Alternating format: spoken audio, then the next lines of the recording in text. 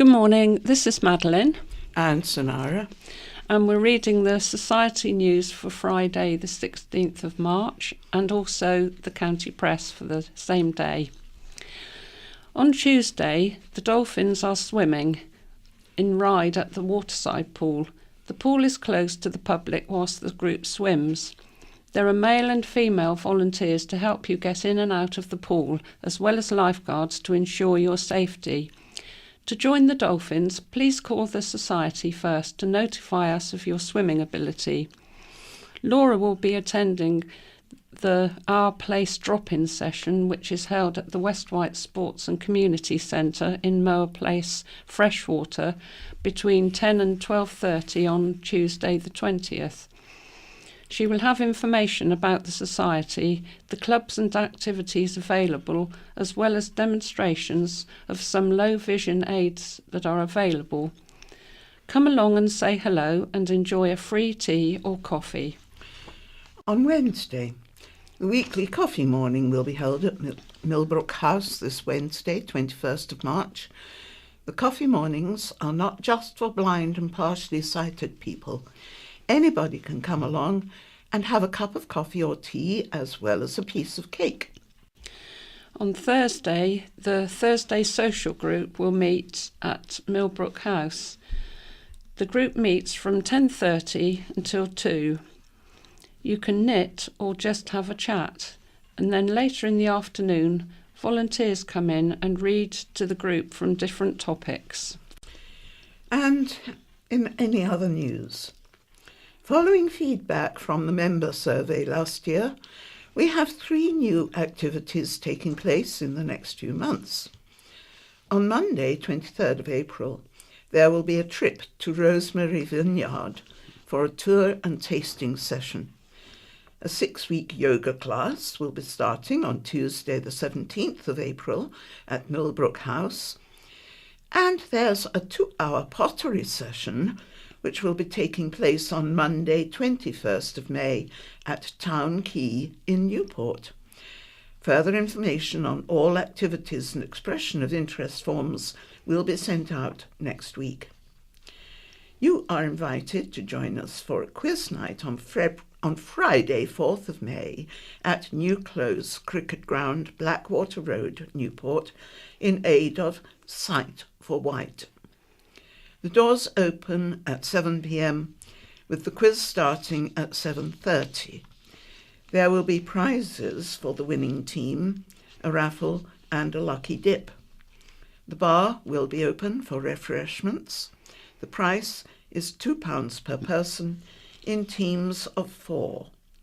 Registration is required in advance by calling 527 957. I'll repeat that. The number is 527 957. Leave a message if there's no answer, or email Tracy, TRACY 71, Pete, PETE 57 at hotmail.co.uk. We have been informed by John Berry that there will be changes to the bus stand allocations at Newport Bus Station. The changes will commence on Sunday 25th of March. We would like to thank Southern Vectis and John for their cooperation in keeping us informed. The full transcript provided by Southern Vectis will now follow. And these are the changes to the bus station. From the 25th of March 2018, all of the current stands in Newport Bus Station will be reorganised to hopefully aid the flow of traffic through the station and try and make things easier for the passengers. The following information lists the stands from the pedestrian entrance nearest McDonald's and next through to the library stand, saying what used to be there and what will be there. Stand A, currently the 2 Shanklin and Ryde, the number 3 Ventnor and Ryde, the number 6 Blackgang and Ventnor, and the number 8 Sandown and Ryde services will become the stand for the number 1 cows service.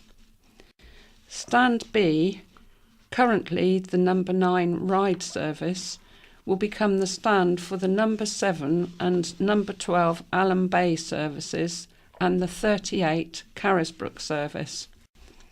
Stand C, currently the number 5 East Cowes, the number 7 Yarmouth and Allen Bay, and the number 38 Carisbrooke services, will become the stand for the number 2, 3, 6, 8 and 39 services. Stand E, currently the number 1 Cowes service, will become the stand for the number 5 East Cowes service and be renamed Stand D. Stand F, by the library, currently the number 12 Allen Bay and 39 Newport Town services, will become the stand for the number 9 ride service and be renamed Stand E. Southern Vectis will have additional staff on duty in the bus station during the first week of the changes to assist passengers, and these changes start on Sunday the 25th of March 2018. And back to the society news. Are you a crime fiction fan or a budding author? How would you like to combine the two?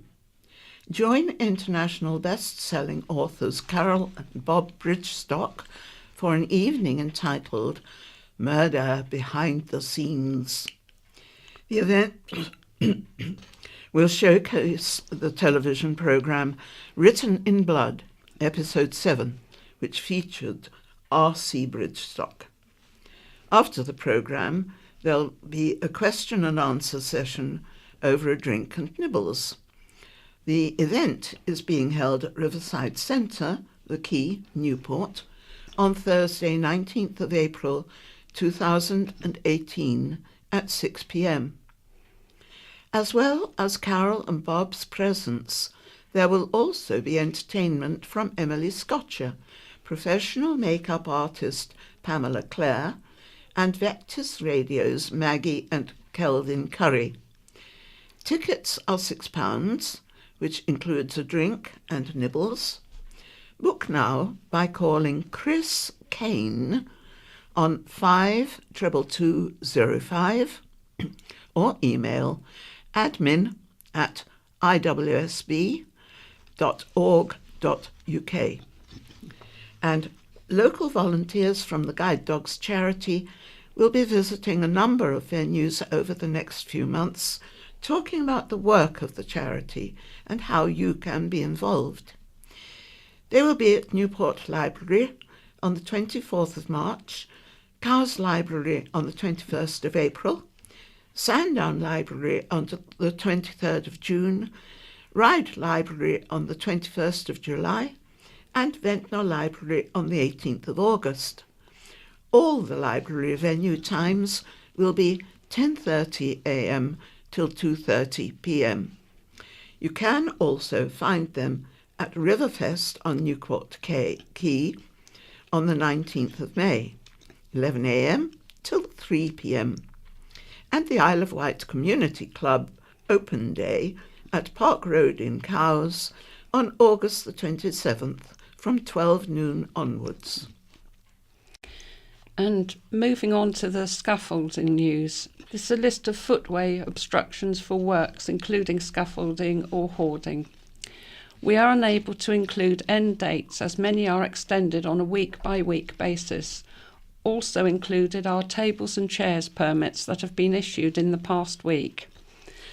In the Bay and Ventnor area, there is currently scaffolding at the corner of Trinity Road and Madeira Road in Ventnor, 40 High Street in Ventnor, 48 North Street in Ventnor, First Aid Hut at the Esplanade in Ventnor, White City Culver Parade, Sandown, 38 Melville Street, Sandown, 41 and 43A High Street, Shanklin, and there are currently hoardings at White City, Culver Parade, Sandown. There is currently a mobile crane at Corner Parown Way, Downs View in Sandown, and new scaffolding is due up at Not Just Denim, High Street, Sandown, due up on 27th of March 2018, and 64 High Street, Shanklin, due up on 16th of April 2018. And in the Cows area, there is currently scaffolding at the Red Squirrel Shop and Bella, 73 and 74 High Street Cows, the Max Aitken Museum, 83 High Street Cows, 9 Bath Road Cows, 12A Gordon Road Cows. And there are currently hoardings at 70 to 73 Arctic Road Cows and 93 High Street Cows. New scaffolding is due up at Totty's Fish and Chips, 48 High Street Cows, and that's due up on the 26th of March 2018. New skips are due at 55 Clarence Road East Cows, due up on the 26th of March 2018, and 38 St Andrew Street Cows, due on the 29th of March 2018, and 92 Newport Road Cows, due on the 5th of April 2018.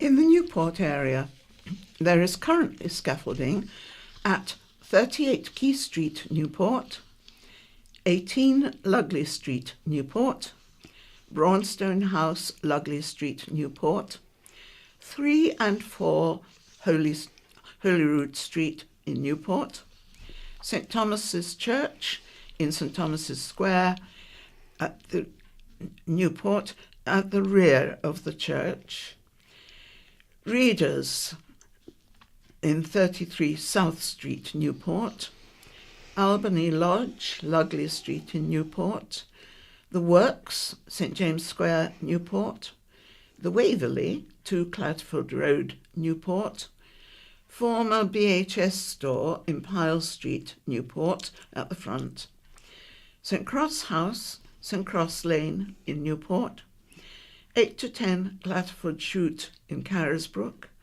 1 Key Street, Newport, R314 St George's Way, Newport,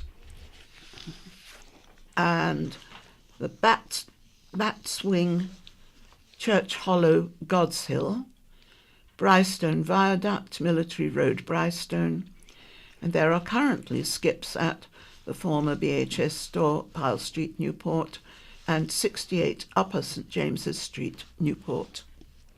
And in the Ryde area, there is currently scaffolding at 4 and 6 High Street, Bembridge, the Yarbridge, 99 New Road, Brading, Corner House, Church Street, Seaview, the Star Inn, High Street, Ryde, Royal Victoria Arcade, Union Street, Ryde, Age UK Shop, High Street, Ryde.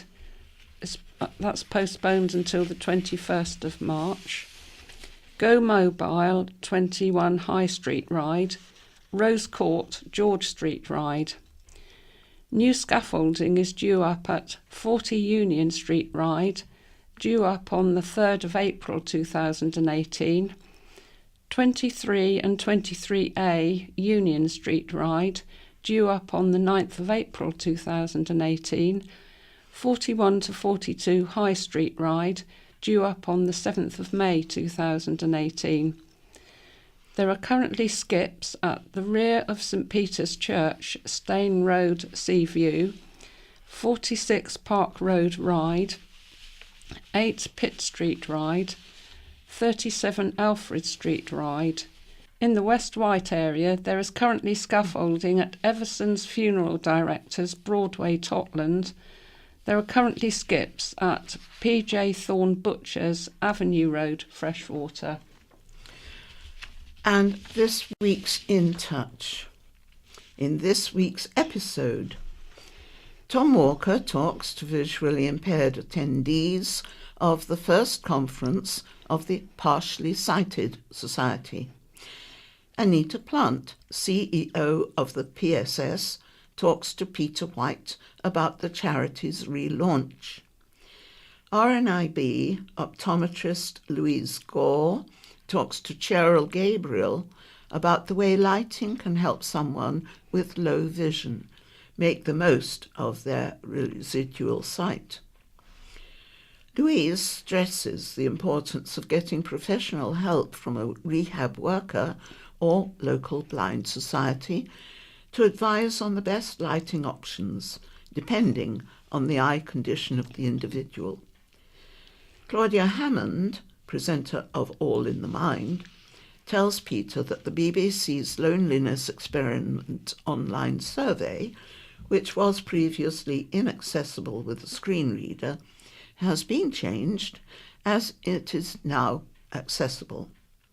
The presenter is Peter White, the producer Cheryl Gabriel. We're now moving on to the county press, starting with the headlines. And there are two headlines: parking pain and life expectancy lottery. Parking pain. How much more until we fold? Business chief says. Shoppers and commuters will have to pay even more for parking following a hefty hike in charges. From April, the cost of parking in an Isle of Wight Council short-stay car park for 2 or 3 hours will increase by a whopping £1.10p, from £3.40 to £4.50. It will cost £3 to park for 1 to 2 hours, up from £2.40.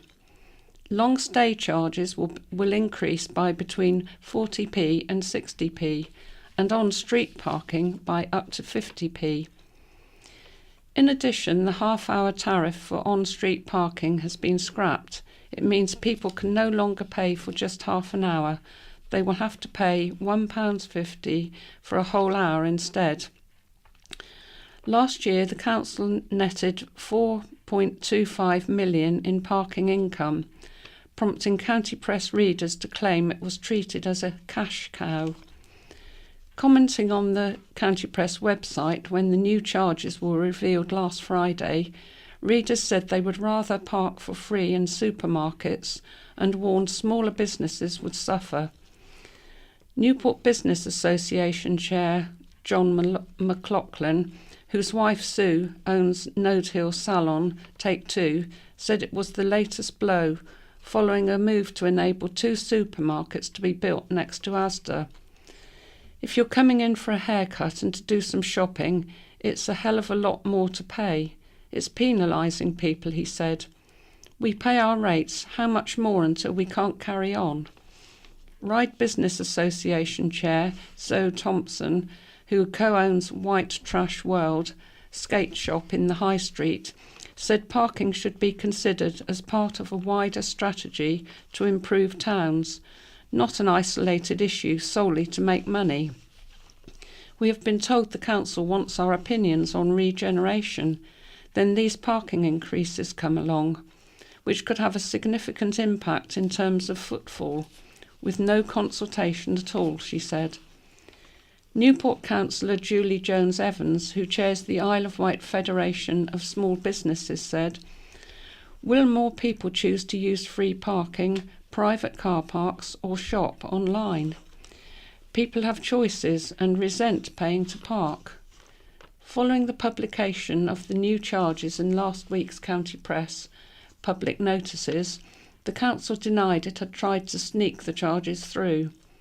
Leader Councillor Dave Stewart said, "Our intention to increase parking charges was explained in our budget plan, which was published and went before both scrutiny and full council. To suggest we've tried to hide anything would be wrong. It always formed part of our plan to achieve the £7.5 million reduction we needed to make." He said on-street parking income had been spent on highways and transportation, while off-street parking income had been spent on other council services, including those to help vulnerable people. Ventnor, where 4 car parks are run by the town council rather than the local authority, has largely escaped the increases. Mayor Councillor Jason Mack said, Ventnor Town Council has resisted raising parking charges as we see it as counterproductive in a difficult trading environment to retail and service providers. And the second headline, life expectancy lottery. Men living in Parkhurst electoral ward can expect their health to start falling at the age of 55, 15 years earlier than their neighbours in Central Wight.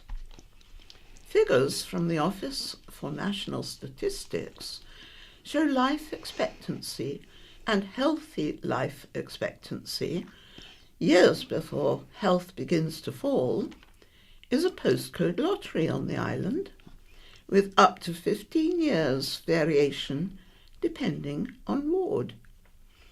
Women living in Chale, Knighton and Whittle can expect to live longest, with a life expectancy of 86. West Wight was the healthiest ward for women on the Isle of Wight, with a healthy life expectancy of 71 years. Totland and Sandown North have the lowest life expectancy for women, at 79 and 81 respectively. However, women living in Newport East and Ryde South can expect their health to start falling the earliest, at 59 and 60. The lowest life expectancy on the island for men was Sandown North at 75, with men in Central Wight predicted to live the longest at 86 years. While Parkhurst was the unhealthiest ward for men, Central Ward has the highest healthy life expectancy of 70. Life expectancy for men on the Isle of Wight has fallen by more than 9 months since 2001. However, life expectancy for women during the same period grew by more than 7 months. The figures came from data in the 2011 census, and contributing factors included numbers of people on incapacity benefit, high unemployment rates, and economic inactivity in the working age population in certain areas.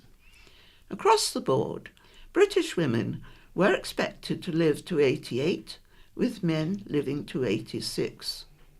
Across the UK, women continued to live more years in good health than men, despite their healthy life expectancy decreasing by 1.7 months since 2009. Healthy life expectancy across local areas in the UK varies by up to 18 years. Anger at £10,500 blunder. A payroll blunder has cost the Isle of Wight Society for the Blind £10,500, and members are furious they will not get the money back. The charity's former finance and compliance officer, Alex Deneen, was overpaid for 2 years, but the society has decided not to reclaim the money because it would cause her financial hardship. Ms. Deneen, who was paid a full-time rate when she worked part-time, said she did not realise she had been overpaid. She resigned when it came to light last January. The charity's payroll was handled by an external accountancy firm. The Society Chief Executive, Miriam Tong, said the trustees regretted the overpayment and had introduced tougher controls.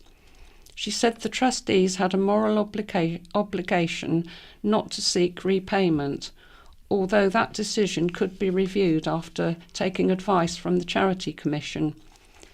Members of the charity told the county press the money should be repaid, as it had been donated to help blind and visually impaired people. At the charity's AGM on Tuesday, member Liz Tuckwell 65 of Newport said, "Surely there is a moral obligation to protect the funds. There is bad feeling because that money was raised for visually impaired people. You will probably lose money because people will think twice about donating." Speaking afterwards, fellow members urged the charity to reclaim the money. Former volunteer Jenny Fern, 66 of Seaview, said, "Too much money is spent on salaries and the upkeep of Millbrook House, and not enough on the members. Income last year was £309,448. £85,564 went on staff costs and £5,590 on premises. Miss Tong said the Society was embarking on a change with a new name, Site for Wight, new staff and exciting plans. Residents call for councillors to resign. Sandown residents passed a vote of no confidence in most town councillors. The vote, which was almost unanimous, was taken at a meeting called by residents last Friday. The motion read, "This Sandown Town meeting has no confidence in the members of Sandown Town Council who, prior to the 2017 local election, supported the Broadway Centre rebuilding project, which, due to the inability to reclaim VAT, has resulted in the imposition of a 74% increase in the town precept on Sandown Council taxpayers and the reduction of other services. This meeting calls on the members named to resign forthwith. The members concerned are Councillors Patel, Young, Ward, Cowley, Dupre and Merriweather. The meeting at the Bay County CE Primary School was packed with residents, so many that there were not enough seats for everyone, and a large number had to stand at the back.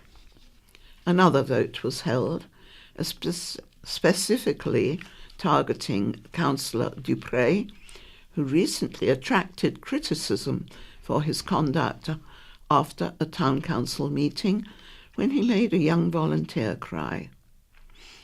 A vote calling for his immediate resignation was also passed almost unanimously.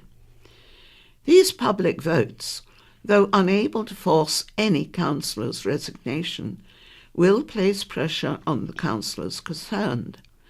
A further vote was passed, calling on the council to establish an ongoing 5-year town plan which identifies how projects are to be managed and how income will be generated to benefit the town.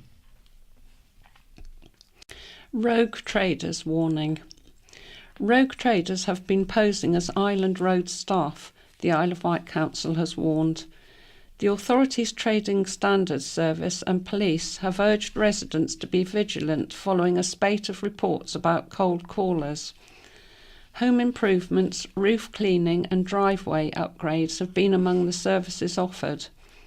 A Trading Standards spokesperson said, "Island residents should always be very wary of rogue traders who will cold call, as in our experience they are often unqualified con men who will overcharge for unnecessary repairs and services which will be of poor quality. Never pay up front to cold callers, and if you require work doing to your home, always try to obtain at least 2 written quotes." Trading Standards runs a trader approval scheme where local traders are vetted for compliance with consumer legislation. Stephen Ashman, Island Roads Deputy Service Director, said, "Island Roads does not doorstep sell. If you are in any doubt about the legitimacy of anyone claiming to work for or with us, contact our call centre on 822 440 or Trading Standards on 82 3371. For details of the trader approval scheme, call 823 000. A very short report. Toad liquor. Fears that a nervous toxin that could harm dogs had been detected on Ventnor Down were shared on Facebook over the weekend. A dog was admitted to the vet, suffering with lethargy and cold, followed by a collapse and low heart rate, and the only place it had walked was the downland near Wroxall. However, further investigation revealed that the most likely cause was poisoning from a toad. The dog is recovering. Veterinary clinics reported an increase in phone calls from concerned dog owners following the social media posts, but the National Trust reassured people there was no change to the risks of walking with dogs on Ventnor Down. Toads are native to Britain, and poisoning occurs when dogs lick or eat them. Signs include vomiting, frothing and foaming at the mouth, hypersalivation, shaking, oral pain and collapse. Goose goes great guns as Cruff's best in breed. It was a case of every dog having its day for curly-coated retriever Goose, as he secured a prestigious prize at Cruff's 2018, alongside his East Cowes owner, Belinda Millichamp. 5-year-old Goose put his best paw forward at Birmingham's NEC, suitably impressing judges to scoop the Best of Breed award on Sunday.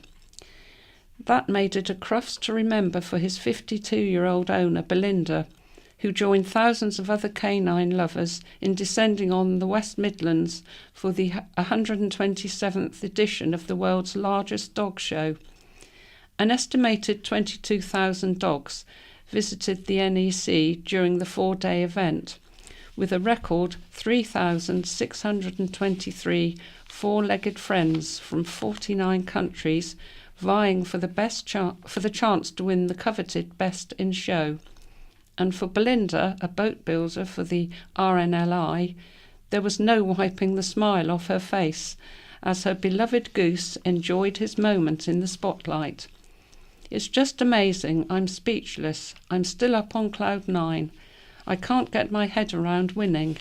When the crowd clapped, it was amazing. I'm so happy, said Belinda, who is a member of the Isle of Wight Gun Dog Club and Isle of Wight Canine Association. It's a dream just to come here. We try to come every year, and you dream of being able to get through to this part. It's just the best show in the world. Goose is my baby. He comes to work with us, and he's got an RNLI jacket. He spends the day coming around the boats. He's a big member of the family. He just comes along. They have bring your dog to work, and he has a little jacket and goes round on the boats. He loves it. Floaty fiasco closed our shop. A shop owner in East Cowes claims she is being forced to close her business after more than 2 decades because of problems with the floating bridge. Angie Booth, 58, who has run the Value for You store in Castle Street for 22 years, said she and husband Roger, 63, have not taken a penny for themselves from the business since March last year because of the lack of passing trade in the town. She said this is 100% because of the floating bridge. Wasn't making mega money before, but we were not running at a loss. This is the only income we have, and we're not going to be the first in the town to go down this route, I assure you. Angie and Roger would have celebrated 23 years of running the shop in September, but now they will be forced to close in April. She said, If I had run a bad business, I would only have myself to blame, but 2017 was the worst year ever. The bridge has officially closed my business. I'm just absolutely gutted. It's heartrending, heartbreaking. There is no footfall here. The town is dead. People have no confidence in the floating bridge whatsoever. Jail teacher given prison sentence.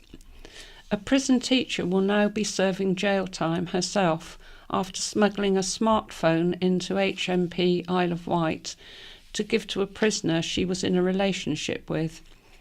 Joanne Hadfield, 47, of Barton Road, Newport, taught cookery to inmates at the prison, including prisoner Paul Kent, who was serving a substantial sentence for serious sexual offence. Kent became Hadfield's assistant in the classroom, and the pair engaged in a relationship, prosecutor Simon Foster told the Isle of Wight Crown Court. When Hadfield booked a holiday in February 2017, Kent asked for a phone so he could stay in touch with her. Hadfield provided him with a phone and went on to exchange 639 messages, most of a sexual nature, Mr. Foster said. The relationship turned sour when Kent asked for her credit card details so he could download more apps on the phone. When she refused, he threatened to tell prison staff about the phone and show them her messages, Mr. Foster said. Representing Hadfield, Berenice Mulvaney told the court her client had been going through a difficult time and had low self-confidence and low self-worth at the time of the offence. In police interview, Hadfield said Kent picked up on her poor mental well-being and helped her in the classroom and gained her trust. Mr. Kent is an extremely manipulative man, Miss Mulvaney said. The sole purpose of entering into a relationship with her must have been to gain personally.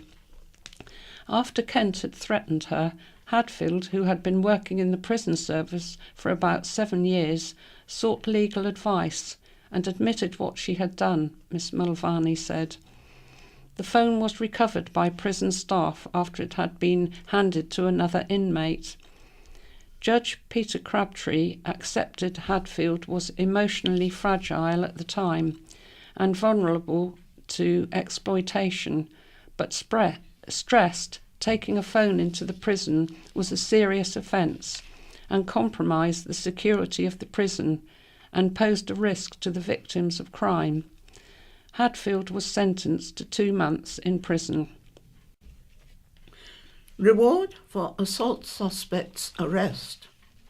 A reward of up to 2,000 is being offered for information that leads to the arrest of Henry Thomas Henderson, wanted in connection with a serious assault in Ryde in 2016. The attack happened in Newport Street between 11:30 p.m. and midnight on November the 22nd. A 51-year-old man was admitted to hospital for injuries to his face and leg following the assault. Henderson, 51, from Downsview, Sandown, is described as white and 5 foot 11 inches tall. He has a slim build, a Scottish accent, and is believed to have short, straight, dark brown hair. It is believed Henderson left the area following the assault and travelled to Wilmslow, Cheshire in February 2017.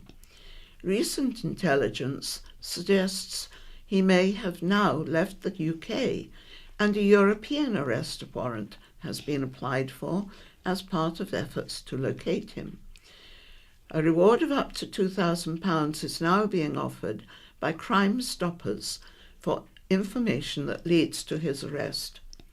South Eastern Regional Manager at the charity Crime Stoppers, Annabella Goodenough, said, "This attack has shocked the Isle of Wight community and left the victim requiring hospital treatment for his injuries.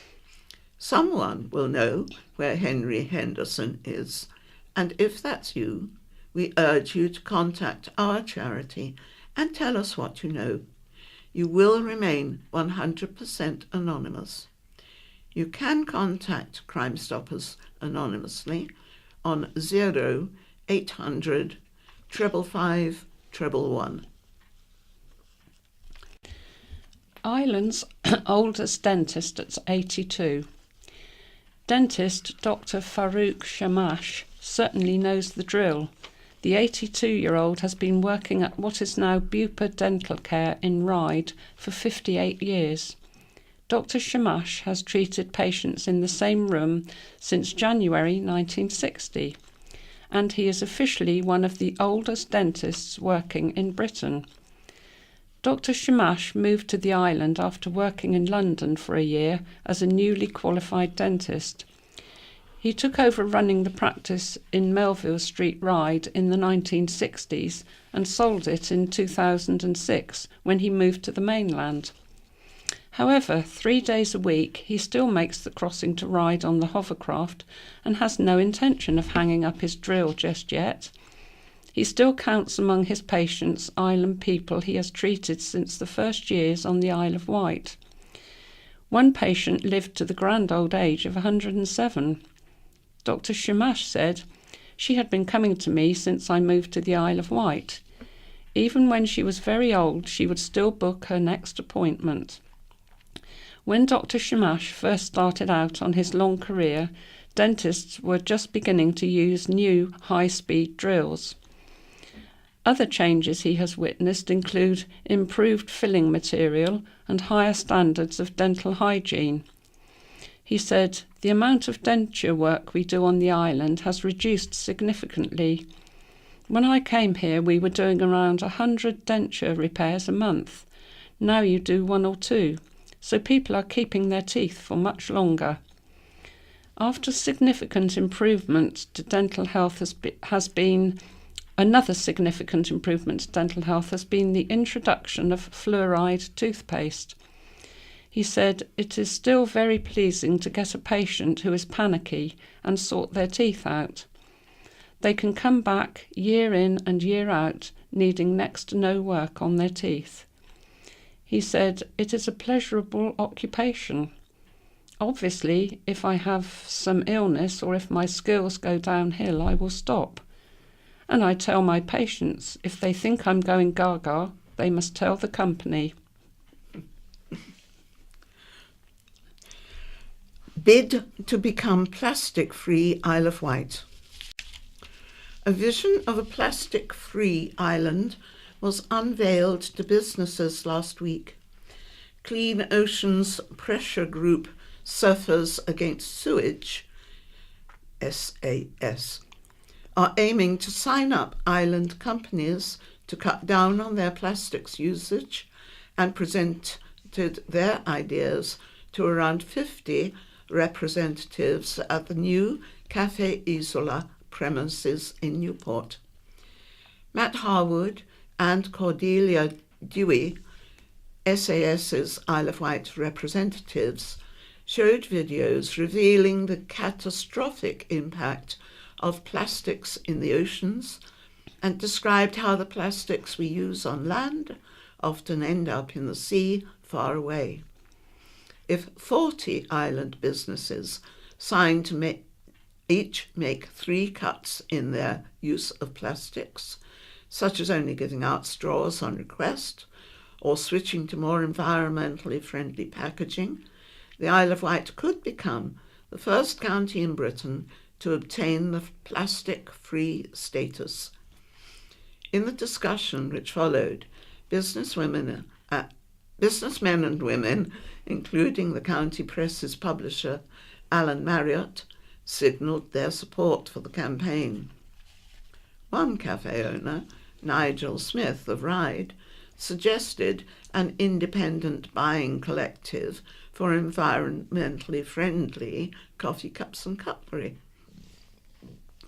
Anyone interested in signing up or getting involved can contact Matt or Cordelia at Low Surface Against Sewage Wage at gmail.com. I'll repeat that. Isle of Wight, IOW, surface against sewage. Sorry about that. At gmail.com. And that's all we've got time for today. So it's goodbye from Madeline. And goodbye from Sonara. Good morning. Here we are reading the second half of today's Friday, March the 16th County Press. I'm Dan and... I'm Peter Boffin. So here we go with the letters. This is What Irony from Fiona Green at Totland Bay. A resident bequeathed a parcel of land in Totland Bay to the RSPCA IW branch to be kept for the use of animals. The RSPCA does nothing at all with the land for some years, during which time it succeeds in overturning the will and therefore the wishes of the benefactor. In 2010, the RSPCA applied for planning permission on this land to build houses. After initially being refused, an appeal decision is made in 2011 by the Planning Inspectorate, and permission is given under a series of conditions. Just prior to the 3-year time constraint for works to commence, machinery arrives on the land to make a small amount of clearance, thus enabling the planning permission to remain in place. From then until very recently, the now completely overgrown and abandoned land remains on the market for sale. As clearance work commenced this week, contravening one of the many conditions specified in the appeal notice of 2011, one presumes the land is now sold to a developer. The most serious breach of these conditions is the one that states site clearance shall only take place between the months of August to October inclusive, and shall only be carried out in the presence of a suitably qualified ecologist, details of whom shall be provided to the local planning authority prior to any site clearance being undertaken. It would appear this has not been enforced by the local planning authority, who were informed immediately by local residents that clearance had commenced. The residents have also had to endure a giant bonfire which was left unattended, creating an environmental nuisance and resulting in the presence of the fire brigade. The RSPCA's brand strapline is for the safety and security of nature. We specialise in animal rescue and furthering the welfare cause of all animals. Sadly, most of the habitat for the animals and wildlife on this land in Totland Bay will this week have been devastated. How very ironic.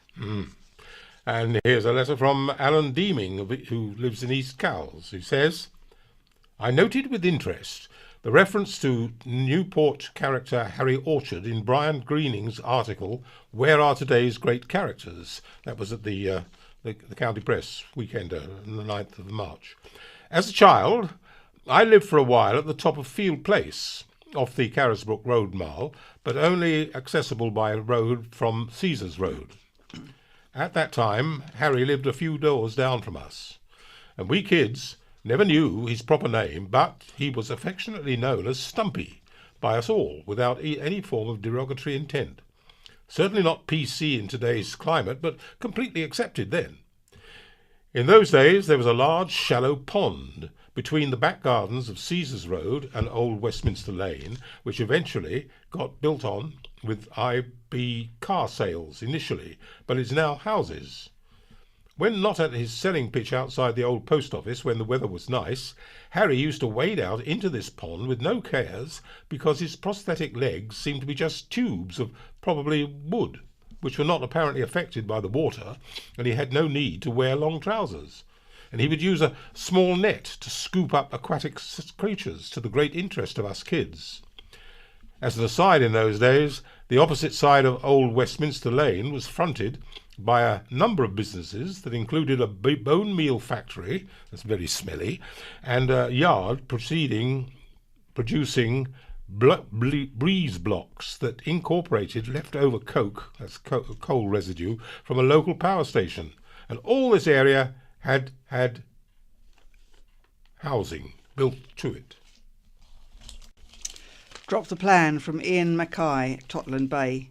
It appears that central government has recognised the folly of local councils borrowing money to invest in property deals and has introduced curbs to prevent authorities putting taxpayers' money at risk. As The Times reported, councils are also under a new obligation to ensure that relative amateurs are not staking huge bets as they chase returns to replace revenue lost through government cuts. Can we now expect the Isle of Wight Council, IWC, to drop its foolhardy plan to spend 100 million on commercial property? Perhaps even reduce the number of bureaucrats at County Hall and half the number of councillors themselves? These are just the sorts of things one could reasonably have expected from a Conservative-led administration. But the reality is the Tories have become just yet another tax, borrow, spend party and have long since given up Thatcherite principles. And the next letter is from Councillor Michael Lilly, who lives in Ryde. And he says, "Cut to the bone. I am writing to highlight the reality of the cuts to crucial services and the risks involved in cutting them to the raw bone. The £7.5 million cuts now passed by the Isle of Wight Council by 22 votes to 13, and I was one of the named 13, are far-reaching. The proposed fundamental changes in crew sizes that Cabinet will decide this week have dangerous implications for fire officers, the community and the Isle of Wight. In the light of the Grenville inquiry and reality of the dangers of the profession of firefighting, Cabinet should be requested to postpone any decision to a future meeting until a fire service scrutiny meeting is held. In fact, the final decision should not be left for Cabinet and delegated powers, but should be done at full council following proper debate. And as an operation councillor, I am constantly trying to fathom out decisions from either agendas and or reports coming at a time close to decisions being made and often waiting months for answers to questions. And we cannot allow life and death decisions in regard to our fire service to be left to a few to decide. One consideration that has not been fully scrutinised is the link between the need for a fire service that has the future capacity to cope with proposed level of house building on the island, as well as regeneration. In my Ryde East ward alone, there are about 1,200 new houses planned, and I'm struggling to find the risk analysis of the predicted island growth and the capacity predictions needed within the fire service. This has to be set aside the fact of demographic change and the increasing numbers of older adults and frail elderly living at home due to the Council's strong policy on independent living. So there. This is thanks for help from Francis Thompson of Ryde. We recently moved to the Isle of Wight. Whilst out in West Street, Ryde, my husband had a bad fall. Not only did traffic stop and people help pick him up, but two teenagers, who didn't give him their names, drove him round to find his car, took care of him and made sure he would be able to drive back home. He would like to thank all who helped him. And Mike East from Brading has a shorter letter. He says, "The Isle of Wight Council has, incredibly, stopped funding youth services. In 5 years' time, we will see the results, an even more costly increase in vandalism, graffiti and petty crime. But by then, the Tory councillors will have got themselves re-elected on claims of being the party that is tough on crime and announcing a prison-building programme." Parking charges from Don Edgar in Ryde. I note the Isle of Wight Council intends to generally increase the parking charges for both on and off-street parking. That's the County Press on the 9th of March. It is my understanding that for the financial years 2015 through to 17, the Council had a surplus of £6,843,680 that was raised through parking charges and PCNs, etc. Given the current furore over the increase in council tax and the fact of the surplus mentioned above, one can only wonder if the council has used its statutory powers as set out in the Road Traffic Regulation Act to raise the on and off street parking charges with the intention of raising revenue to support other key services? And if not, why have the charges been raised given the vast surplus achieved over the past 2 financial years? And this is next letter is from Dave Kiley, the chairman of the Isle of Wight Prostate Cancer Support Group in Brading, who says other islands fund cancer travel. And I was extremely disappointed to read the official response from the Isle of Wight Council to its decision to cut the fund which provides support for patients attending cancer treatment on the mainland. The response is, in fact, very misleading. It suggests it is the National Health Service's responsibility to cover patient travel costs, not the council's.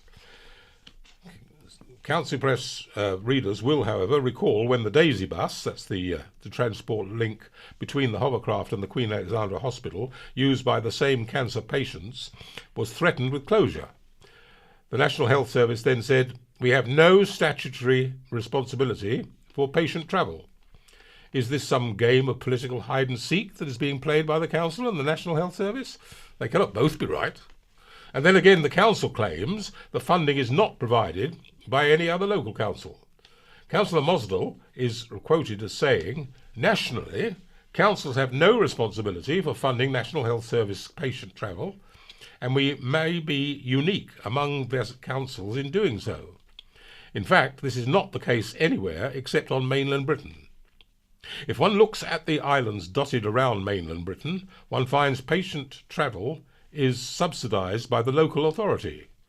There appears to be a recognition in the Channel Islands, the Scilly Isles and the Western Isles that living on the island does and should make a difference, and not just to those patients who are in state benefits. It seems the Isle of Wight Council ignores the fact that we are an island when it suits it. Hiding behind regulations, which were written in large part for mainland Britain, is just not good enough. The regulations referred to allow for exemptions. Scilly Isles is specifically mentioned in this respect. Why choose to reverse an established practice which is in keeping with the interpretation of other islands? And the Council has also directed attention to the National Health Scheme, which allows the reimbursement of fares to people on benefit. This is true. It does apply to island residents, but it is a scheme which was largely written for mainland Britain. The cost of cross-solent travel is a considerable sum for island residents, whether they're on benefits or not. Many of our members receiving cancer treatment are on pensions. The cost of travel for radiotherapy treatment amounts to roughly 40% of monthly state pension on the hovercraft when one factors in the cost of getting to the hovercraft. It is closer to 50%. Is the Isle of Wight Council saying this is an acceptable situation? The existing legislation does not adequately cover this situation, and that is another reason why the Isle of Wight Council agreed to set up this reimbursement in the first place. So there. Section 2, looking back. 100 years ago, March the 16th, 1918. Mrs. Bush of Freshwater received 5 letters and a postcard from her son, Bombardier J. Bush, a prisoner of war in Turkey. The letters, dated from before Christmas, wished everyone on the island a happy new year. He said he'd received £1 from Lady Burclere's Prisoners' Fund and some parcels from Mrs. Flux in Ryde. He said he'd been put to work as a plumber, his trade before enlisting. The letters informing him of his father's death had not reached the camp, so he repeatedly asked for news of his dad.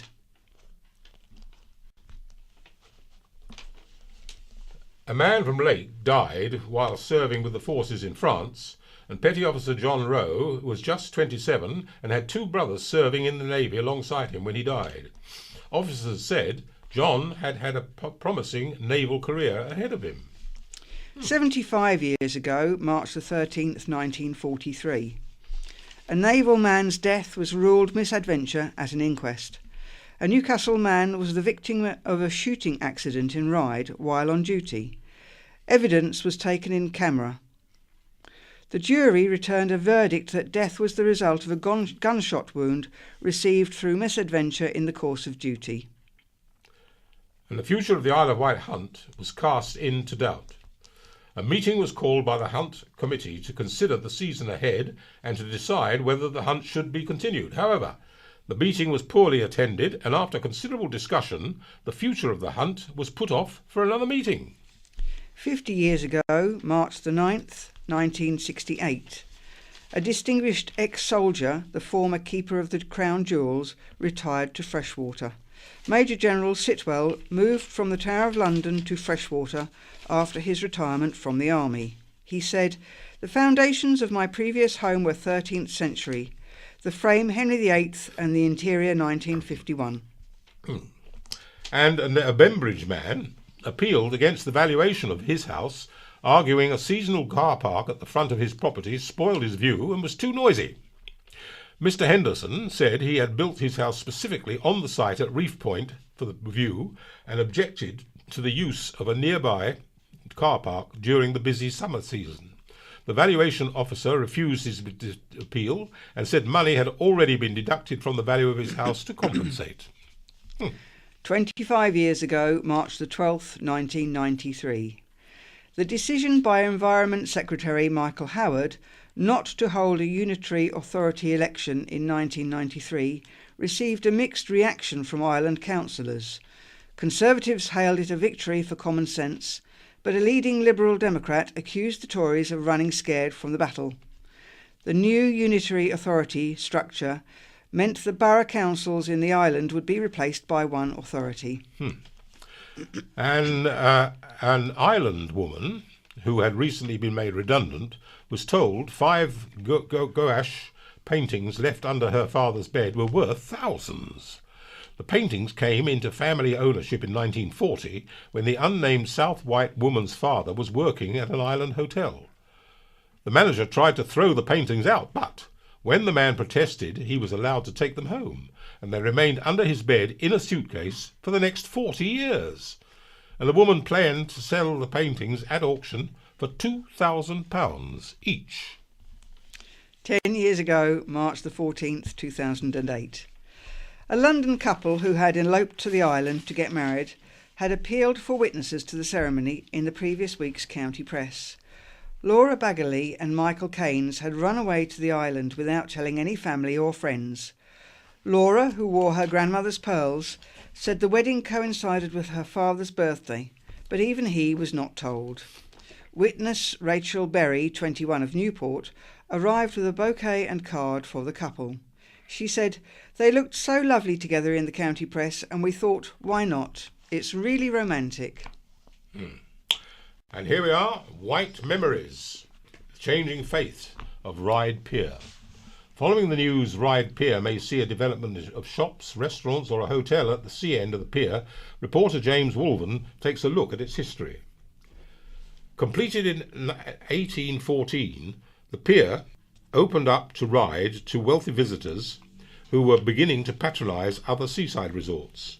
The need for a pier was obvious, but before its construction, if the tide was out, ferry passengers were forced to walk as far as half a mile across wet sand before reaching the esplanade. In 1833, the pier was extended, and in 1864, a tramway pier was built alongside the timber promenade. The tram trains were horse-drawn until 1888. A third pier with a train line was built in 1880, and in 1895 a concert pavilion was constructed at the pierhead. And in the 1930s, the pierhead was remodelled using concrete, and during the Second World War it was used for military purposes. A venue called the Seagull Ballroom was run in the pavilion in the 1950s, but it was later demolished, leaving only a few of the original piles visible today around the edge of the car park.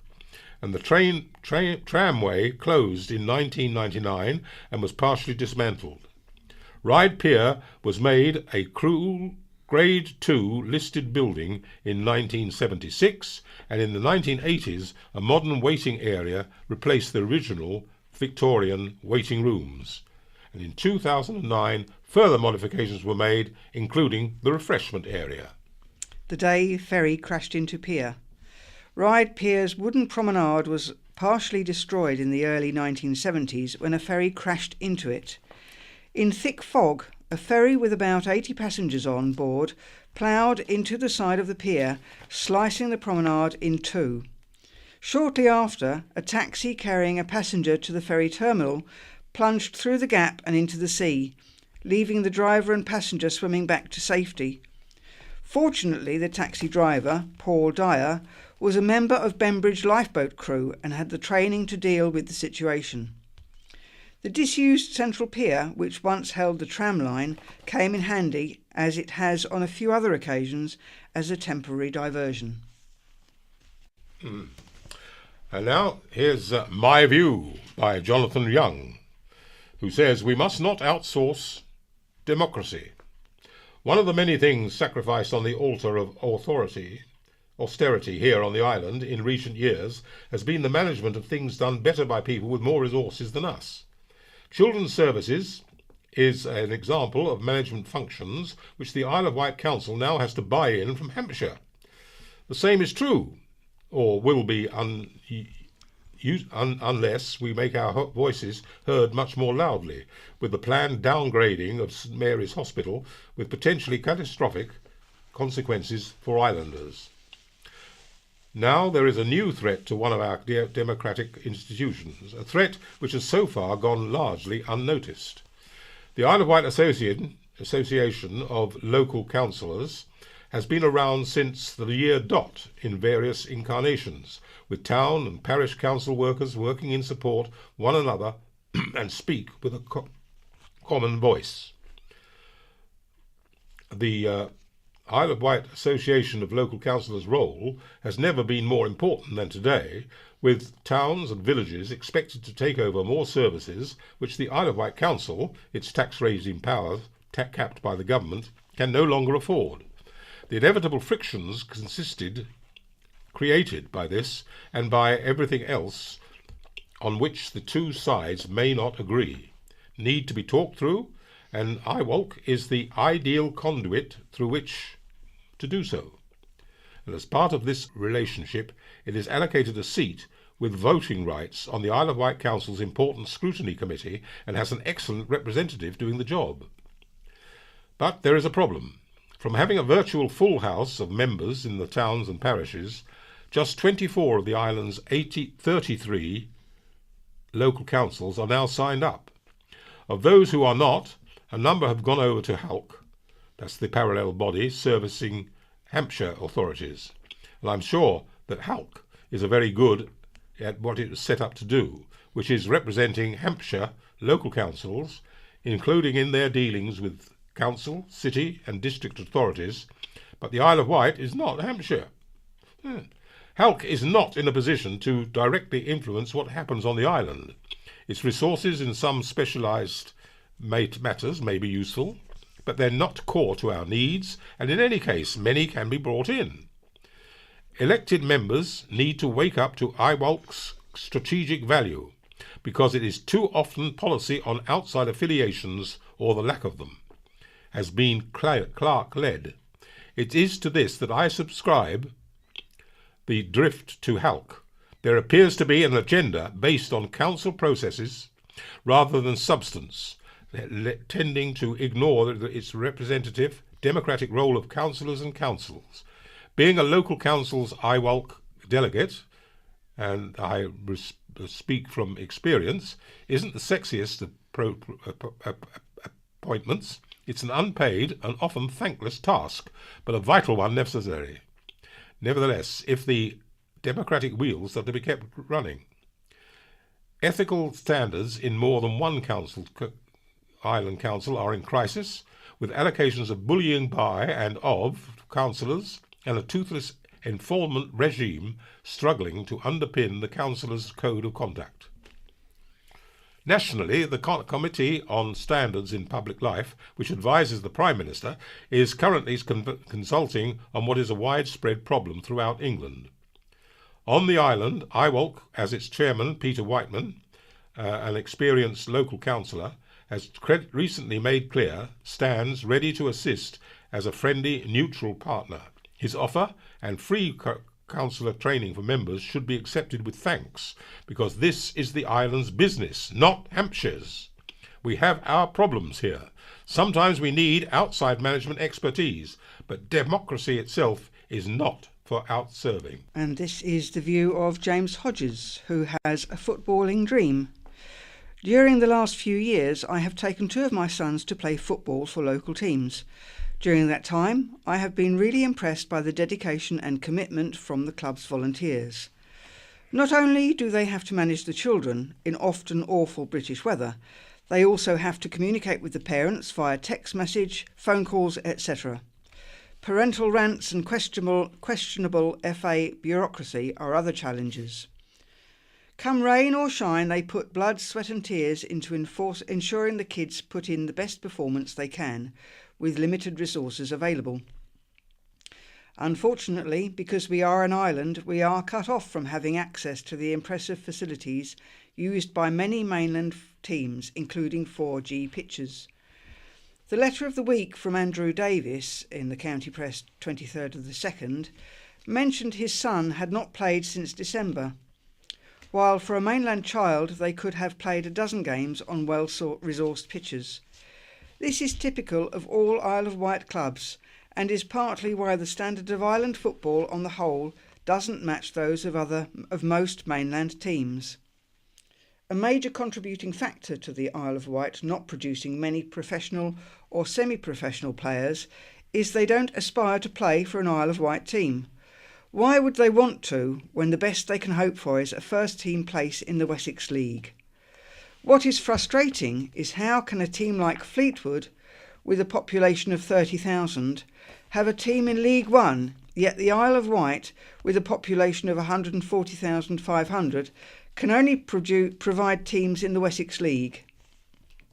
Isle of Wight football is stale and desperately needs a revamp. Here is what I consider some of the essential goals.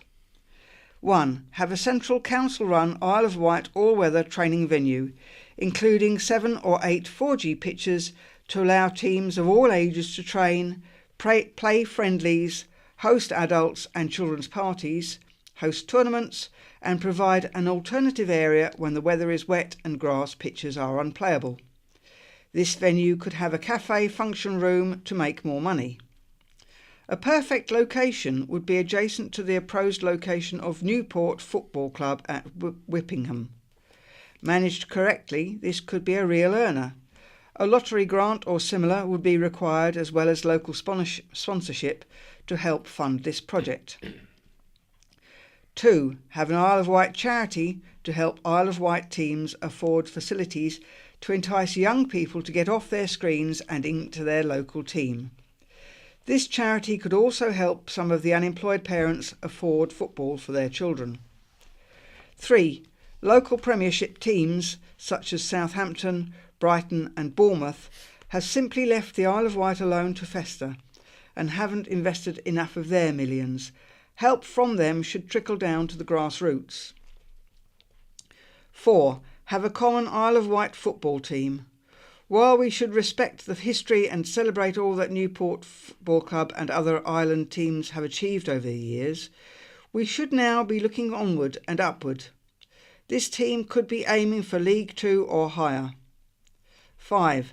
A drastic overhaul of our rail network for passengers to get to and from the Isle of Wight via a tunnel in 5 minutes would allow players for a new Isle of Wight football team and other teams to get to and from the island. A waiting bus or train could then transport them to their away fixtures. This fixed link would stimulate the flagging Isle of Wight economy by attracting more tourists, keep the public transport system busy, and help develop all island-based sports and the arts by having better connections to the mainland. Many reading this article who have been heavily involved in football will scoff and say this will never happen. But why shouldn't it? Why put up with second best? Our children and young people deserve so much better. And Laurie Little has written a section about Behind the News, What happens when an emergency is declared on the island, says Laurie Little. Keeping us safe in a catastrophe. Have you ever wondered what happens on the Isle of Wight when an emergency situation is triggered? Thankfully, it doesn't happen often. In the last decade, it hasn't happened at all, until a couple of weeks ago, on Saturday, March the 3rd. The island had been beset by snow, but a natural weather occurrence of that scale isn't enough to be classified as an emergency. However, just a few hours into the thaw, the Isle of Wight Council was contacted by Southern Water to warn of a potential major incident. They were given 8 hours' notice water could be cut off 25,000 island properties across Newport and the West Wight due to a series of multiple pipe bursts across the network. It was declared a major incident, and the emergency management team sprang into action. With resilience, manager Darren Steed at the helm, supported by resistance coordinators Ian Laurie and Lisa Scoville Strickland, the team set up the entire ground floor of the County Hall as an incident hub and set into action. The Civil Continuities Act 2004 established a coherent framework for emergency planning and response ranging from local to national level, which basically means council have to have emergency plans in place. In case of major disruptive incidents, for example, terror, crane crashes and floods, they have to work with the multiple agencies and are prepared for pandemics, animal disease, evacuation and shelter of people, recovery after catastrophe and business continuity, how to maintain critical services in the midst of an emergency. With the threat of approximately half the Isle of Wight losing access to water, the first meeting was between the council, police, fire, ambulance and Southern Water to assess the extent of the scenario, the expected time period and what could be done, especially in the case of the most vulnerable people likely to be affected. It was swiftly discovered Southern Water's arrangements would not be enough to cope with the consequence of loss of water on such a scale, so the council took over the management of the incident, although working with Southern Water throughout. The plan was for Southern Water to concentrate on repairing the pipes and getting the water back on, while the council prepared for the consequences of the water going off. The next stage involved several different sectors. Adult social care worked to identify and prioritise the most vulnerable. A specialist phone line was set up and went on to manage 800 calls, and the communications team kept the media, and therefore the public, informed of developments. Other teams drafted in over the weekend were ICT, public health, environment officers, social workers and all the council staff on the emergency volunteer list. The military were also to stand by. Whitelink worked with the council to get enough bottled supplies over, that's an additional 2 articulated lorries fully added to the existing supplies. The plan was to deliver water to the vulnerable and to set up central points where people could go and collect their supplies. Teams that helped out with the logistics were Vectis 4x4, Response, the Maritime Volunteer Service, the Red Cross, Radio Amateurs Emergency Network, and Age UK Isle of Wight. While all this was being arranged, Southern Water came back with a revised modelling of 10,000 properties, but the worst-case scenario was still planned for just in case. The water distribution started at 6 a.m. on Sunday, March the 4th, focusing first on care homes. As the day went on, it became clear the situation was improving, as Southern Water had engineers working round the clock to fix the pipes. At 4:30 p.m, the council stepped down, declared the emergency over, and officially handed the situation back to Southern Water. 2/3 of the bottled water was distributed by them, but much of the remainder was sent to aid a similar situation in Suffolk. There's a fine line between informing people of a potential emergency and alarming them, but the resilience team felt happy this one was a situation well handled. They have an interesting yet unusual job, having to plan for all kinds of worst-case scenarios, yet hoping there is never a need to utilise their plans. Now the major incident has been stood down. The team is busy at analysing what happened and adapting their plans for the future, taking into consideration what worked well and what didn't. Hopefully they won't need to spring into action for a few more years. Anyone interested in finding out what the top risks are to our community and what steps can be taken to prepare for emergency can go to www.hants.gov.uk, the local resilience forum, community risk, register him. And here you can print out a household emergency action plan, which is a useful tool in an emergency, with contact numbers and checklists of what to do in case of evacuation. Then just hope you never need to use it. So continuing with the news, ringing in royalty. Special training is available for anyone wishing to learn to ring the bells at St George's Church, Arreton, to celebrate the wedding of Prince Harry and Meghan Markle. Anyone wishing to learn to ring the church bells is welcome at the weekly practice on a Monday between 7:30 p.m. and 9 p.m. The church played host to a visit by 20 bell ringers from Somerset. The ringers were on an extended weekend visit to the Isle of Wight and stayed in Bembridge. They were travelling around the island by mini-coach with the intention of visiting and ringing the bells at as many church bell towers as possible. The group enjoyed their visit to St George's, which has a ground floor ring of 6 bells. For more details, call Mike Marto on 864 609. And Rolls-Royce is topic of Isle of Wight talk. Rolls-Royce will be the topic of the third Sam Saunders lecture hosted by the Isle of Wight branch of the Royal Aeronautical Society. The firm is developing the next generation of larger aero engines, and a key part is the carbon fibre reinforced composite fan system. The Isle of Wight plays a key role, since Composite Technology and Applications Limited, the Rolls-Royce subsidiary research and development establishment for the next generation of composite fine decision system, is based here. And the free lecture is on Thursday at the Isle of Wight College from 6 p.m. The Welsh National Opera, the WNO, are returning to Southampton's Mayflower Theatre with a trio of rabble-rousers.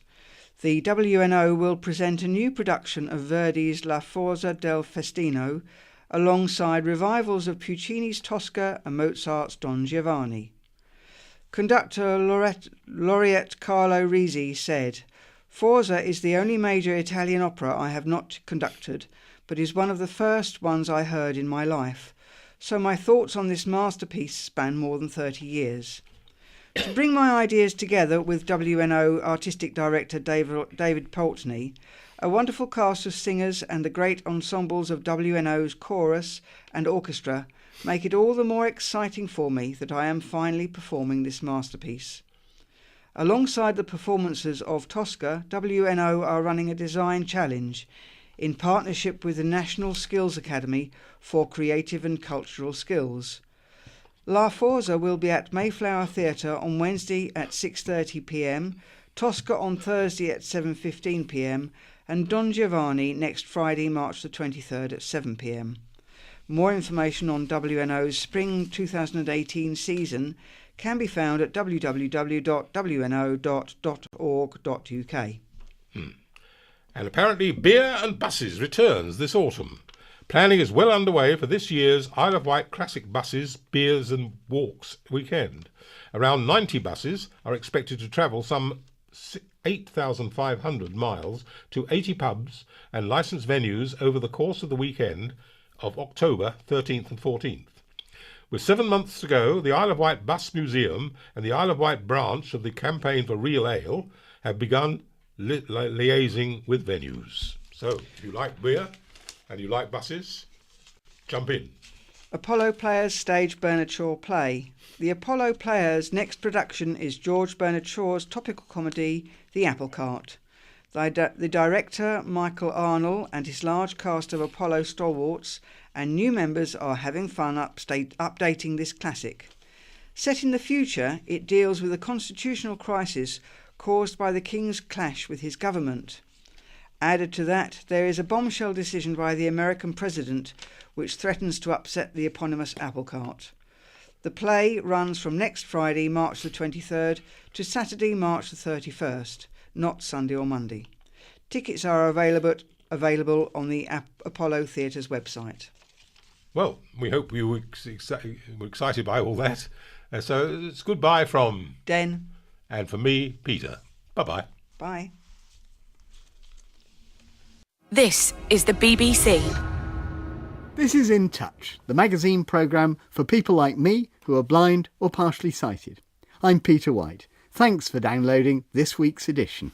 Tonight, let there be light. The difference a well-positioned lamp or the colour of the light bulb you choose can make to your eyesight. And listener power, how blind and partially sighted protests have changed, a BBC survey.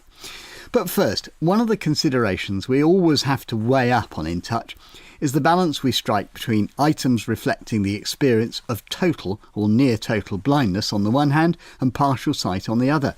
Listeners soon tell us if they think we're getting it wrong. It's perhaps worth reminding ourselves that only around 4% of the visually impaired population have absolutely no vision at all. So while there's a lot of crossover, people's experiences can be very different enough to require the need for a partially sighted society. But the organisation bearing that name has had a rather low profile in recent years and is now attempting to change all that. Last Friday it held its first national conference in many years at its current headquarters in Doncaster. Our reporter Tom Walker was there to check the state of its health and to meet some of the delegates and punters. My name's David Brown. I go to the Partially Sighted Society for all the help they can give me. I find them very helpful, very kind and considerate. Is there anything you don't get from the Partially Sighted Society that you feel you'd like to get? No, I think they do everything okay. Anything what I've asked for in the past have always helped me. What about members of the public? How do you find attitudes towards you as a visually impaired person? People don't realise I am blind, I can't see much. A thing for me, I'm telling them I'm blind, but I don't think people take any notice of it. Do you think more should be done to educate the public? Yes, I do. They should advertise the fact that people go out that can't see very far, like myself. Charlotte Carson is from Look UK, which provides support to visually impaired young people and families. We offer a youth mentoring programme for young visually impaired people. If you're aged between 11 and 29, we can support you by connecting you with a VI mentor. What are those young people telling you about the issues they face, particularly those who are partially sighted? Education. Young people are struggling in school, not always getting their work enlarged, not being able to follow the teacher to know what's going on in the lesson. We've had lots of university dropouts this year. We don't want to sit around and moan about things, but actually sometimes you can only talk to other visually impaired people about these issues. One of the younger speakers at today's conference is Kim Jeffries. For a lot of people that have a bit of vision, a lot of the problems is trying to get the right support, because either they might look sighted and people don't take them seriously or don't believe them in a way, especially for people who are losing their vision and they're saying things like, you could read this a month ago, why can't you read it now? There's also the problem of maybe teachers not understanding, thinking that blowing something up to A3 in a bad quality counts as large print. So a lot of it's to do with education of teachers as well. I'm Beryl Hadfield and I'm 88 years old. I'm disabled and can't walk very well, and when I lost my sight, or partly lost it, I was deprived of my books, which were my great love, very important to me as I can't get out. The Partially Sighted Society was so helpful. They first of all reassured me that I would never totally lose my sight through macular degeneration, and then they showed me a whole range of aids to help me see better. And I came out of there feeling a whole lot better than I went in. An optimistic Beryl ending Tom Walker's report. Well, to take up some of the points that report raised, I've been talking with the Society's Chief Executive, Anita Plant. First, I wanted to know, could this reasonably be called a relaunch? I think the conference has been a relaunch. It's the first conference that we've done under my watch, and I was actually thrilled with the response to the conference. So yes, I would say it's a relaunch. Tell me a bit about what you actually do, because I know clearly there is publicity, there is the idea of getting ideas across about partial sight, but what services are you offering that perhaps people aren't getting from other organisations? One of the things that we're really passionate around is helping people make the best use of their remaining vision. And the trustees were very passionate about having a fully professional low vision service, which incorporates a sight test facility. When the society relocated to Doncaster, they really were in quite dire financial situation. And then out of the blue, a legacy arrived, which then enabled them to put in place the services that the trustees had dreamed of doing all along. So that is a service. What does it actually offer and how can people access it? In our resource centre in Bennetford, we were quite fortunate that we were able to, with the legacy, to be able to buy the premises we're in and then set up a low vision assessment facility. So that includes a sight test facility with a professional optometrist and a low vision assessment service. So anybody from anywhere who can get to us can access that service. And basically what that means is if somebody comes in through the door and they say, I'd like to buy a magnifier, we say, well, let's make an appointment first with me and I'll sit down and I'll spend the minimum of 90 minutes with somebody just going through what is it exactly you want to do, what's been going on with your vision, what other issues do you have. Perhaps if I can see that they haven't had a sight test for a while or we want to revisit the whole sight test, I'll recommend that they come back and see our optometrist. And are you saying this is a service that they wouldn't get necessarily from their local optometrist, from an ophthalmologist, from the local hospital, if they're concerned about their sight and go for a consultation? Yes.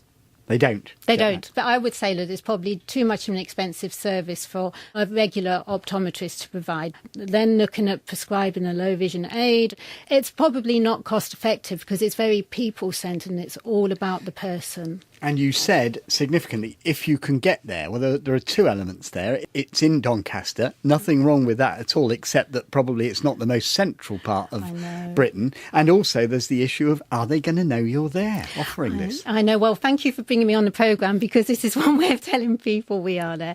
I do appreciate, that Doncaster is not the easiest place to get to.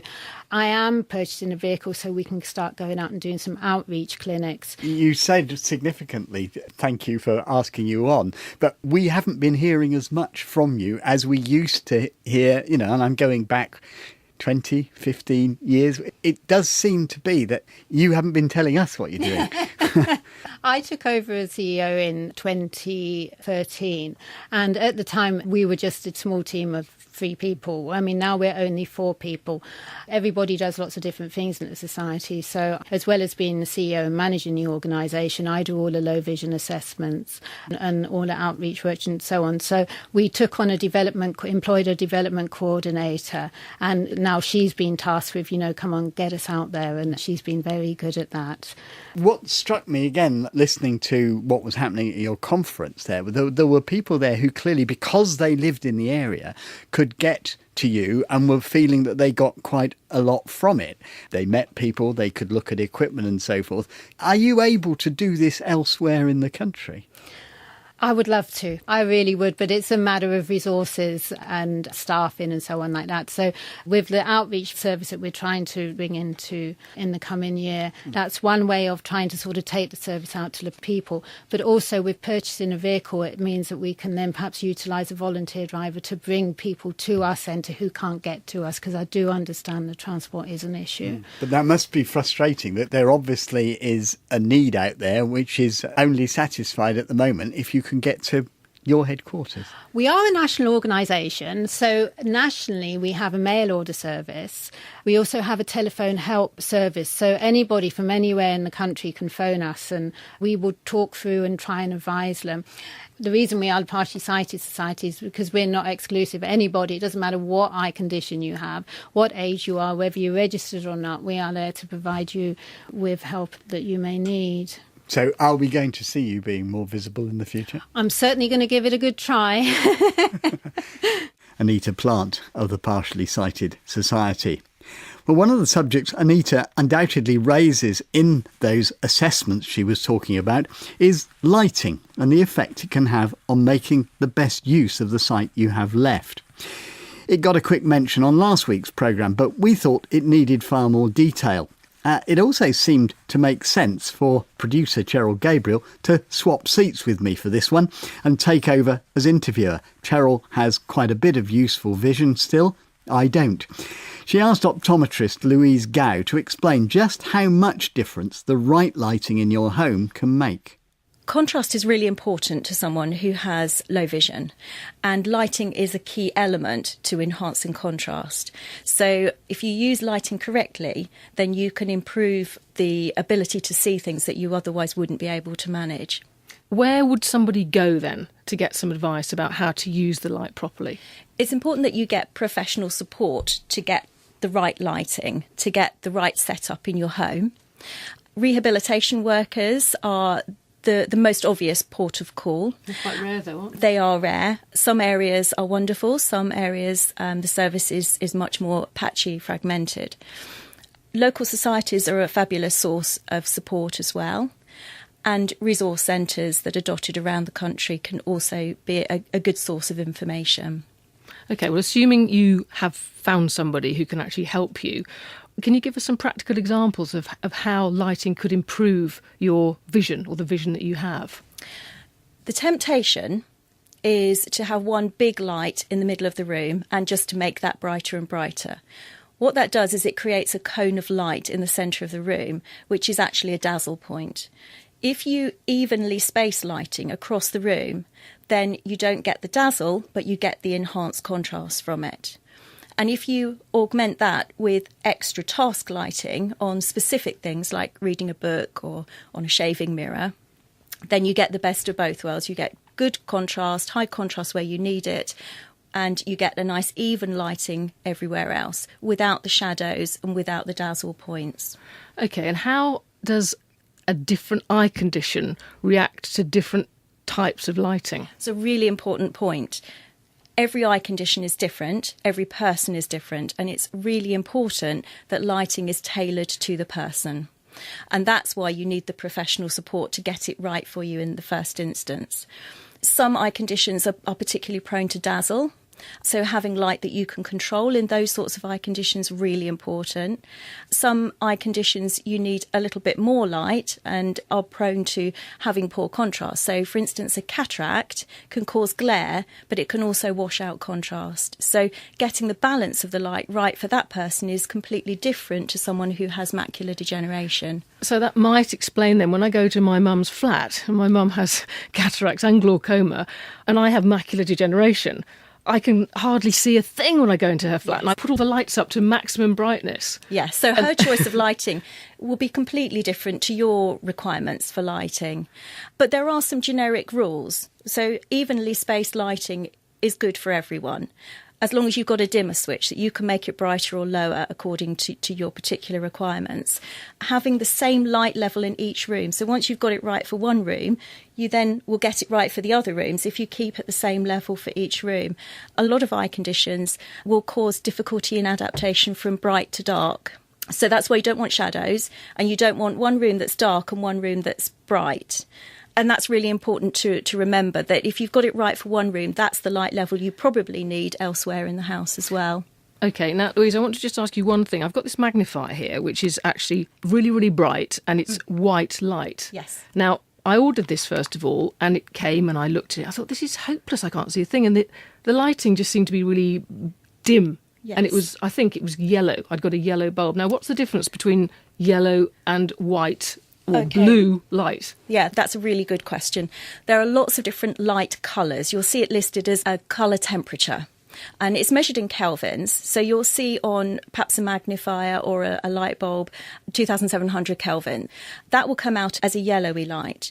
You could see it listed as 6,000 Kelvin, then that will come out as a bright blue light. So depending on the Kelvin value is the colour that the bulb is going to come out. Now, some people love the yellowy lights, the calmer lights. Probably your mum will prefer that yellowy light. Some people prefer the bright blue light that gives the maximum intensity of light from the device. OK, so we've talked all about what sort of light's available, but what about the kinds of lighting? So if you've got an eye for interior design, or you want your place to look quite groovy. Yeah, it's home, isn't it? You want it to look the way you want it to look. And how can you achieve that by still having kind of loads of different types of strength lighting everywhere? So I think the most important thing is when you've got your professional support to get the lighting right, you can then go out and choose whatever light shade you want that fits the advice that you've been given. So if you've been advised to get a nice even lighting in your living room, you won't want one big central pendant light. You might have a pretty light that's got 3 prongs from it, 3 different lights pointing the light in different directions. So good lighting doesn't have to look like hospital lighting. It can look pretty too. So as long as you follow the guidelines, as long as you follow the general rules, if you go into a lighting shop or a resource centre, then they can show you the different styles and designs that you can get. As long as you've got the right bulb in it and as long as you've got the light diffused, then it's going to do the same job. That was Louise Gow talking with Cheryl Gabriel. And finally today, if you think complaining to the BBC won't really get you anywhere, think again. The programme which sometimes follows ours, All in the Mind, which deals with mental health issues, has recently been conducting a major survey which ran into trouble with several visually impaired listeners who wanted to take part. Presenter Claudia Hammond takes up the story.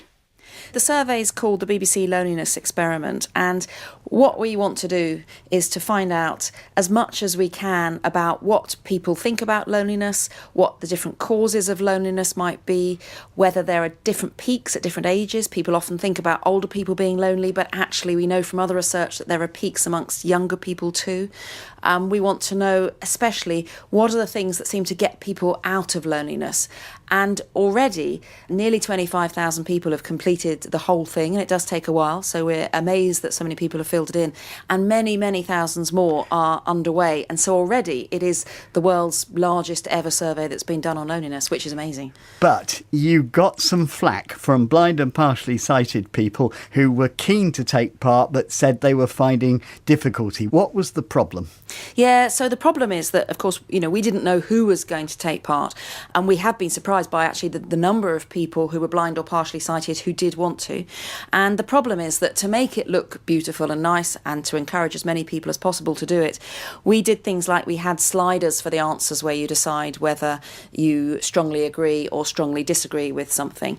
And there were a few other visual elements as well. And so what we've done is, after the emails we have from people, one of the researchers has spent the last couple of weeks creating an alternative version of it where we've got radio buttons instead of sliders that work, of course, much better with screen readers.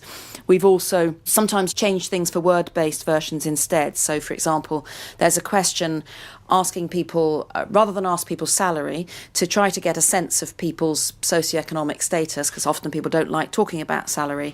A thing that's often used in research is to have a picture of a ladder and to ask people where they'd put themselves on this ladder. Obviously, that doesn't work with screen readers, so we have changed it to make that work, so that when people go into the survey now, they can choose whether to do a version with screen readers or the standard version that was already there. So we're really hoping this means that now lots more people who are blind and partially sighted who want to tell us what they think about loneliness will be able to take part. But would you accept that it's inaccessibility for blind and partially sighted people, but really perhaps something you should have thought of beforehand? Oh yes, I wish we'd done this from the start, and believe me, it would have been so much easier if we had done this from the start. And it's definitely something we will take into account next time if we get to do a big survey like this again. And just to be clear, the new version is now available for people to try to fill in. Yes, the very first thing that happens is that it asks whether they're using a screen reader or not, and there's a yes/no for that. And if people say they're using a screen reader, then it will take them to that version. I think it's still not perfect, but people are saying it's much more accessible now, and that's what we really want, because we really do want people to take part. Claudia Hammond from All in the Mind.